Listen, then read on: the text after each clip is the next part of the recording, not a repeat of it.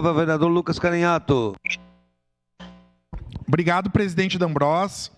Então, eu apresentei esse projeto em face do contexto que nós vivemos, em que os profissionais da educação, e especialmente os professores, peço a palavra, diante das condições de trabalho, diante da situação, da vida cotidiana desses professores, passam por inúmeros problemas, Pesquisas da área da saúde apontam que os profissionais da educação, especialmente os professores, são os mais acometidos, por exemplo, por doenças relacionadas à saúde mental.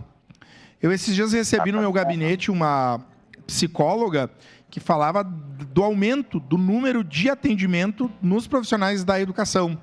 Então, diante desse contexto, a proposta desse projeto de lei tem como objetivo atentar, para a saúde, de forma geral, dos professores, para a preservação da saúde dos professores, garantindo melhores condições de trabalho, a valorização desses profissionais.